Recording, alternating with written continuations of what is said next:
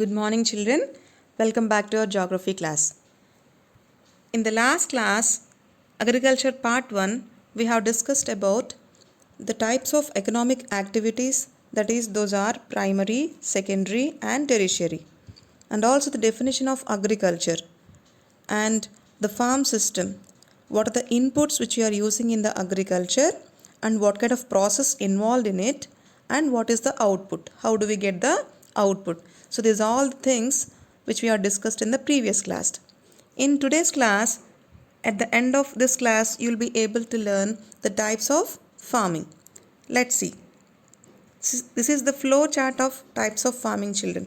So farming can be classified into two main types. Those are subsistence farming and commercial farming. I repeat, subsistence farming and commercial farming.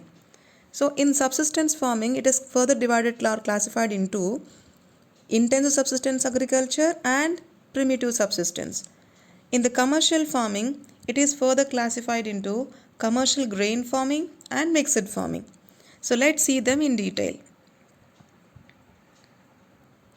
Yes, children. As we all know that farming is widely practiced across the world. So depending on the geographical conditions and demand for the produce. For example, in India, in South India, we use rice as a food crop. So here there is a lot of demand for rice. In North India, they eat chapatis. So they use more amount of wheat, they have demand for wheat. In that way, the demand for production, some countries they produce lot of rice, some countries they produce lot of wheat, some may produce maize, like that. And also the availability of labor in that country, the level of technology which is accessible in that country. These are the four important factors which help in cultivating or classifying the types of crops. How many? Into two. These are subsistence and commercial farming. Let's see them in detail. Let's come to the first thing, children, subsistence farming. In this type of farming, children, the farmer practices this kind of farming to meet his family's needs.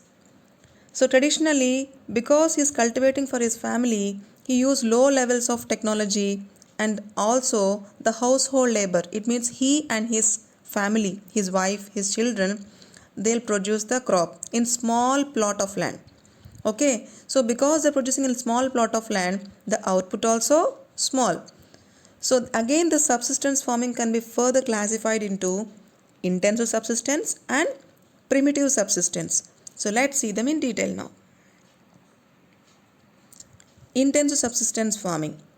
So in this type of farming, the farmer cultivates a small plot of land using simple tools. Here also farmer cultivating small plot of land only and by using simple tools only, but with more labor. He is using more labor. The climate with large number of days with bright sunshine and fertile soil permit growing of more than one crop annually on the same plot of land. Okay, so for this kind of farming, children, the farmer needs fertile soil and bright sunshine. And it means what? Long growing season. Then what happens, children? He can grow more than one crop in a year, where in same plot of land. Okay, so rice is the main crop which is grown in this intensive subsistence farming in South India, whereas wheat in the North India. So this kind of intensive subsistence farming is widely practiced in thickly populated areas like monsoon regions like South Asia, Southeast Asia and East Asia, etc. Okay. Let's go for primitive subsistence agriculture. This primitive subsistence agriculture again further divided into two kinds of classifications, children. That is shifting and nomadic herding. Shifting cultivation and nomadic herding. So before going into shifting cultivation, let's know the important facts which are given in the textbook. Okay, first one, shifting cultivation. Children, do you know the names of the shifting cultivation which are practiced in the India? Yes, the shifting cultivation also is called different names in different parts of the world, children. For example, jhoming in Northeast India. You know Seven Sisters, no? In those Seven Sisters, it means Nagaland, Mizoram, Manipur. those all 7 sisters, they are called this kind of cultivation as zooming cultivation. Okay. So in Mexico they call milpa, Brazil they call roca, and Malaysia they call ladang. And interesting fact about the organic farming, children, which is not mentioned in this part of subsistence and commercial farming. It is one kind of farming. It is organic farming. In this type of farming, organic manure and natural pesticides are used instead of chemicals. Usually farmers use chemical fertilizers, chemical pesticides for killing of the pests or for growing of crops. But here they use organic manures and natural fertilizers. There is no scope for the chemical fertilizers. So no genetical modification. They use traditional seeds only.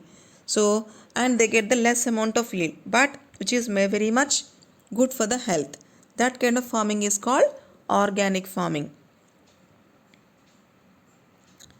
Let's see shifting cultivation. Shifting cultivation is practiced widely in thickly populated, thickly forested areas, children. For example, if you take Amazon basin, it is a thickly populated, thickly forested area, and also tropical forests of Africa, parts of Southeast Asia and Northeast India also, they have thick forests. So this kind of farming is widely practiced in these areas. These are the areas of heavy rainfall. Because they get heavy rainfall, the vegetation is the generation of vegetation is very much fast. That is why the people who are living over there, they cleared a plot of land by felling the trees and burn them. The ashes are then mixed with the soil. After the burning of the trees, children, the ash which is remain, no, that will be mixed with soil. That enhances the fertility of the soil. So the farmer grows the crops like maize, yam, potatoes, cassava, etc. in such kind of farming. After the soil loses its fertility, the farmer abandon the land. It means they leave the land like that only, abandon, and he moves to new plot. And there he again, what he'll do, he'll cut the trees, and again he burnt it and started cultivation. So this kind of cultivation, shifting cultivation, is also called as slash and burn cultivation or shifting cultivation. Okay. We also have learned the different names of the shifting cultivations, no, children? Yes. Next type of cultivation classification primitive subsistence is nomadic herding. This nomadic herding is kind of a agriculture which is practiced in semi-arid and arid areas. What's the meaning of arid, children? Dry. Dry regions or semi-dry regions. For example, Sahara, Central Asia, and some parts of India like Rajasthan, Jammu and Kashmir, they receive less amount of rainfall. So this kind of herding is practiced in those places. So in this type of farming, herdsmen move from place to place in search of food and fodder. This type of movement arises in response to climate constraints and terrain, children. What's the meaning of terrain? The surface of that area or the landscape. And climatic constraints. So the nomadic herders, they respond to the climatic constraints, climatic changes. For example, the nomads who rear the sheep or this kind of animals, they move from place to place based on the climate changes. For example, in the Jammu and Kashmir, the herdsmen in the winters they come to the down slopes because in the winters it is heavy snowfall, so the grass is not available on the hills. That's why they come to the down slopes. In summers, again they go up. There again the grass starts growing. That's why they move in place to place in search of food and fodder in response to climatic constraints or changes and also the terrain. And what kind of animals they rear, children? Sheep, camel, yak, and goats. These are the most commonly reared animals for nomadic herding. Thank you, children. Stay tuned.